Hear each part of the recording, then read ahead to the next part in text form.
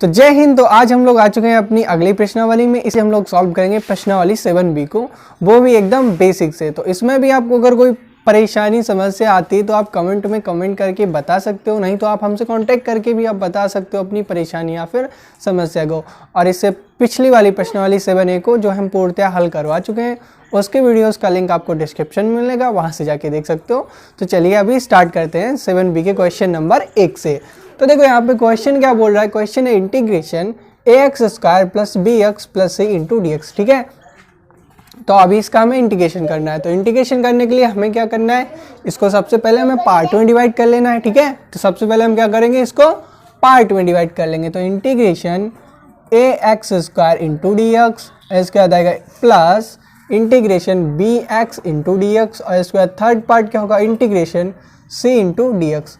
अब देखो यहाँ पे जो a लिखा है, b लिखा है और c लिखा है, ये हमारे लिए क्या हो जाएगा, ये हमारे लिए हो जाएगा कांस्टेंट। ठीक है, तो कांस्टेंट को हम क्या करते हैं, बाहर कर लेते हैं।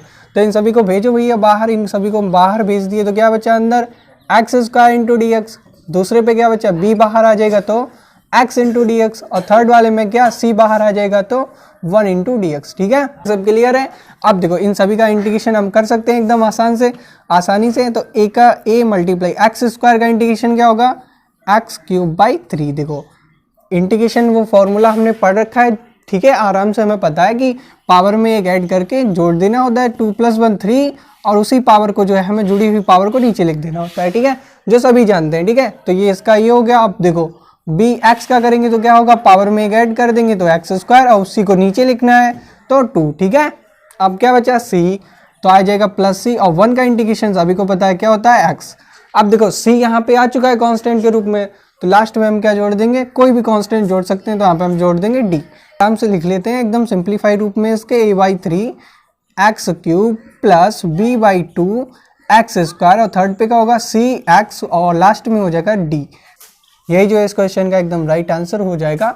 तो अभी चलते हैं अपने अगले क्वेश्चन की ओर। ठीक है, तो अभी आ चुके हैं हम अपने अगले प्रश्न में। तो प्रश्न देखो क्या कह रहा है। प्रश्न क्या है, इंटीग्रेशन 8x⁻7 - 4x⁻7 + 6 × dx। ठीक है, तो ये क्वेश्चन कह रहा है। तो अभी हम सबसे पहला काम करते हैं, वही काम करते हैं, इसको पार्ट में तोड़ लेते हैं। ठीक है, तो इसको हम अलग अलग कर देंगे। ठीक है, 8x⁻7 × dx minus integration 4x⁻7 × dx। ठीक है, और थर्ड पार्ट क्या हो जाएगा, इंटीग्रेशन 6 × dx।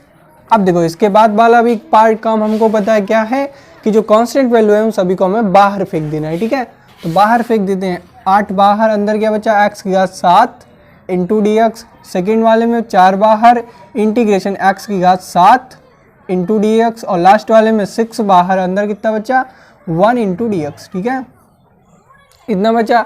अब देखो अब सभी का इंटीग्रेशन हम कर सकते हैं आसानी से, तो इंटीग्रेशन करते हैं। अभी देखो 8 इधर रहेगा तो x⁻7 का क्या हो जाएगा, x⁻8, अपॉन में भी क्या आ जाएगा 8। सेकेंड वाले में 4 तो यहीं पे रहेगा, x⁻8 / 8। ठीक है, और इसके थर्ड वाले में देखो 6 तो ऐसे ही रहेगा। 1 का इंटीग्रेशन क्या होगा, x, और लास्ट में जोड़ देंगे एक कांस्टेंट का। देखो जो भी कट रहा है उसको हम काट देंगे। देखो 8 से 8 कट गया। ठीक है, 4 से कटेगा, 4 एकम 4, 4 दूनी 8। ठीक है, कट गया। तो यहाँ पे कुछ नहीं बचा, यहाँ पे क्या बचा, खाली x⁻8। यहाँ पे क्या बचा 1/2, ऊपर वाला 1 नीचे वाला 2, तो 1/2 x⁻8, और थर्ड वाले में प्लस 6x, और लास्ट वाले में c। ठीक है, तो यही जो इस क्वेश्चन का एकदम राइट आंसर हो जाएगा। ठीक है, अब चलते हैं अपने अगले प्रश्न के लिए। सवाल को पढ़ो। अगला सवाल क्या कह रहा है, अगला सवाल है integration e⁻x + 2 sin x - 3 cos x × dx। ठीक है, तो इस सवाल में भी हम क्या करेंगे, वही अपना पुराना काम, इसको कर लेंगे हम सबसे पहले पार्ट में। ठीक है, तो देखो पहला पार्ट क्या रहेगा, e⁻x × dx। ठीक है, तो फर्स्ट में तो यही है। सेकंड वाला क्या रहेगा, plus integration 2 sin x × dx। ठीक है, सेकंड पार्ट ये हो गया। अब थर्ड पार्ट क्या होगा, 3 cos x × dx। ठीक है, अब देखो इसमें इसके बाद हमें क्या करना होता है, इसके बाद करना होता है इन सभी को क्या, कांस्टेंट वैल्यू है उन सभी को हमें बाहर करना होता है। ठीक है, तो यहाँ पे देखो इसमें कोई कांस्टेंट नहीं है, तो e⁻x × dx। ठीक है, अब इसमें कांस्टेंट हमें दिख रहा है 2 है, तो 2 को बाहर, अंदर क्या रह गया sin x × dx। ठीक है, इसके बाद 3 को हम बाहर करेंगे, इंटीग्रेशन cos x × dx। ठीक है, इतना सभी को कर लिया, इतना सभी ने कर लिया। ठीक है, अब देखो e की पावर x का इंटीग्रेशन क्या होता है, तो e की पावर x का इंटीग्रेशन होता है e की पावर x, इसके आ जाएगा प्लस 2। अब देखो साइन x का इंटीग्रेशन इसके हम बेसिक वीडियो में बतवा चुके हैं या फिर फॉर्मूले हमने लिखवाए थे तभी आपने याद किया होगा। साइन x का इंटीग्रेशन होता है माइनस कॉस एक्स, ठीक है, साइन एक्स का माइनस कॉस एक्स, इसके बाद माइनस 3 लिखा है।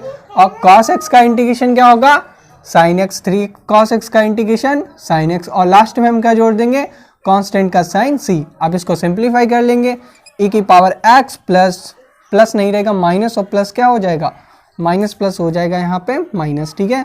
तो माइनस 2 कॉस एक्स और माइनस 3 साइन एक्स, और लास्ट में होगा एक कांस्टेंट का साइन, ठीक है। तो चलते हैं अपने अगले प्रश्न की ओर।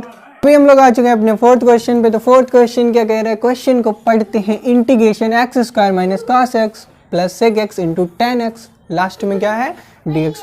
तो सबसे पहला हमारा काम क्या होता है, सबसे पहला काम होता है उसको पार्ट में डिवाइड करना, और पार्ट में डिवाइड करने के बाद सेकंड काम होता है हमारा कांस्टेंट वैल्यूज को बाहर करना, ठीक है। यही मेनली दो काम करने होते हैं, उसके बाद डायरेक्ट इंटीग्रेशन।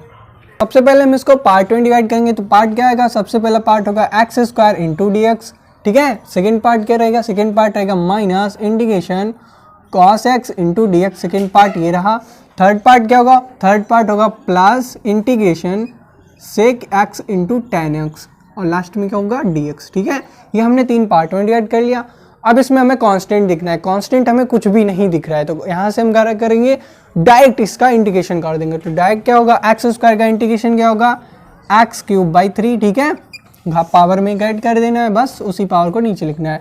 कॉस एक्स का इंटीग्रेशन सभी को पता है क्या होता है, साइन एक्स, ठीक है। अब देखो sec x plus ten x लिखा है, तो इसका भी इंटीग्रेशन क्या होता है, सेक एक्स, और लास्ट में हमें क्या जोड़ देना है, लास्ट में जोड़ देना है एक कांस्टेंट का साइन जो कि होता है सी, ठीक है। तो यहाँ से इस क्वेश्चन का आंसर ये हो जाता है। इसके अगले वाले क्वेश्चंस को हम करेंगे अपने अगले पार्ट में।